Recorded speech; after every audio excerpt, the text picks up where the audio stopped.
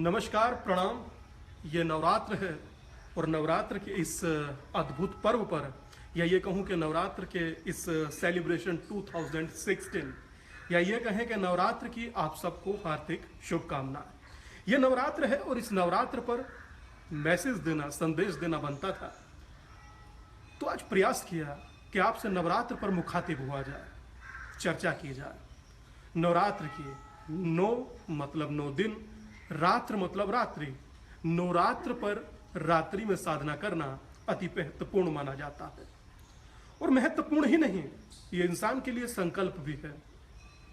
मात्र महत्वपूर्ण नहीं, ये इंसान के लिए एक कहा जाए कि एक मार्ग है, एक वो मार्ग जो इंसान को एक ट्रैक देता है, एक वो मार्ग जो इंसान को जीवंत बनाता है।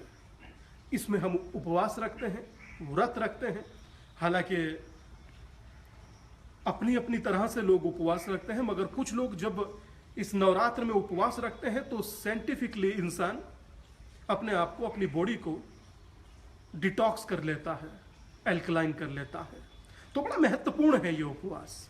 ये आपको आध्यात्मिक यात्रा पर तो पंच तत्व से परम तत्व तक लेकर जाता ही है, ये साथ ही आपको फिजिकली भी फिट रखता है।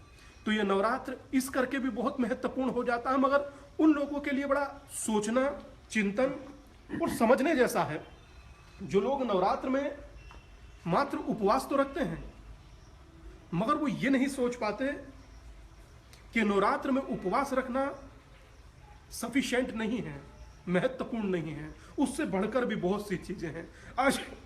आज एक दिन है संकल्प लेने का, और संकल्प भी ऐसा जो इंसान को इंसान से परिचित करा सके। हमें संकल्प लेना चाहिए कि हम 9 दिन उपवास रखकर भगवती की पूजा करते हैं, मगर हम भ्रूण हत्या करा देते हैं। हम 9 दिन उपवास रखेंगे, 14 किलोमीटर की चढ़ाई चढ़कर वैष्णो देवी के मंदिर जाएंगे, मगर जब पता लगेगा कि कन्या का जन्म हो रहा है तो भ्रूण हत्या करा देंगे। ये एक संकल्प लेना होगा कि आइंदा से या तो हम भ्रूण हत्या कराएं, वो सत्य है, या हम उपवास रखें, भगवती की साधना करें, वो सत्य है। और अगर जो भगवती की हम साधना कर रहे हैं ये सत्य है, तो फिर जो हम भ्रूण हत्या कराते हैं वो क्या है। तो हमें एक संकल्प लेना होगा। दूसरी महत्वपूर्ण बात आपसे कहना चाहता हूं कि हम लोग साधना भी करते हैं, उपासना भी करते हैं, मगर याद रखें वो लोग जो अपने घर में अपनी मां, अपनी बहन की इज्जत नहीं करते हैं, वो भगवती की उपासना क्या करेंगे। ये मेरे लिए बड़ा चिंतन की बात है और सोचने जैसी बात है। तो इसीलिए ये विशेष ध्यान रखें कि जब भी आप साधना करें तो इस संकल्प के साथ करें कि जब आप भगवती की साधना करेंगे, इस संकल्प के साथ करेंगे कि आप घर पर माँ और बहन की इज्जत भी करें। कम से कम हम अपने घर में माँ को सम्मान अगर जो नहीं देंगे, तो जिस माँ को कभी हमने देखा नहीं, मात्र तस्वीरों से पहचानते हैं, हम उसका प्यार और उसका आशीर्वाद प्राप्त करेंगे कैसे। कहा जाता है कि चित्ती स्वतंत्रता विश्व सिद्धि हेतु। तो महत्वपूर्ण है कि विश्व में सिद्धि पाने का आशीर्वाद भी उतना ही महत्वपूर्ण है। विश्व में सिद्धि पाने से पहले घर में माँ का आशीर्वाद भी उतना ही महत्वपूर्ण है, जो हमें उस सिद्धि तक लेकर जाता है।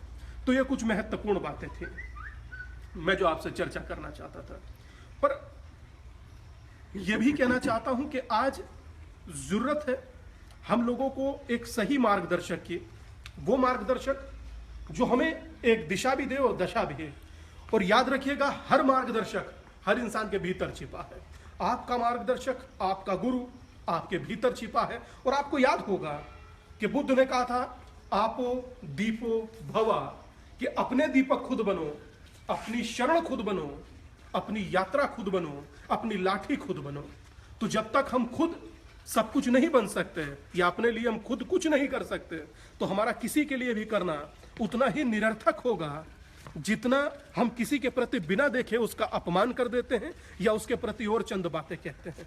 तो मैं समझता हूं कि आप लोगों के लिए ये चिंतन करना बड़ा महत्वपूर्ण है, और ये चिंतन के साथ साथ संकल्प लेना उससे ज्यादा महत्वपूर्ण कि आगे हम लाइफ में कोई चर्चा तो करेंगे, मगर वो चर्चा किसी आधार पर करेंगे। हम कोई बात तो कहेंगे, मगर उस बात को कहने में कहा जाता है ना कि 100 सुनार की 1 लोहार की। तो वो लोहार की बात होने से पहले इतना कंफर्म जरूर होना चाहिए कि हमारे भीतर हमारी साधना, हमारा जप, हमारा तप है या नहीं। मगर ये नवरात्र है, ये अद्भुत पर्व है। इस पर्व पर इतना संकल्प तो जरूर कि नवरात्र में 24 घंटे दिन में होते हैं कि 23 घंटे 30 मिनट सबके लिए और 30 मिनट मात्र अपने लिए। आधा घंटा अपने लिए जरूर निकालें, नवरात्र में साधना करें और जितनी हो सके उतनी साधना करें। और साधना में अगर मन नहीं लगता तो डार्क में बैठने की कोशिश करें और डार्क में बैठकर भगवती के किसी भी मंत्र को आप चैंट कर सकते हैं। तो ये नवरात्र थे, तो इस नवरात्र पर मेरी इच्छा थी कि आपसे मुखातिब रहूं, रूबरू रहूं। और इस आश्रम में आप सब पहले भी एक बार हमसे मुखातिब हो चुके हैं और शायद आगे भी जब जब परमात्मा या कहूँ नेचर आसार बनाएगा मैं पुनः आपसे मुखातिब हो जाऊंगा। आप सबको नमस्कार, प्रणाम, सत श्री अकाल। और नवरात्र की जाते जाते एक बार पुनः बहुत बहुत शुभकामनाएं। आप सबको नवरात्र मंगल हो, शुभ हो। नमस्कार, प्रणाम, सत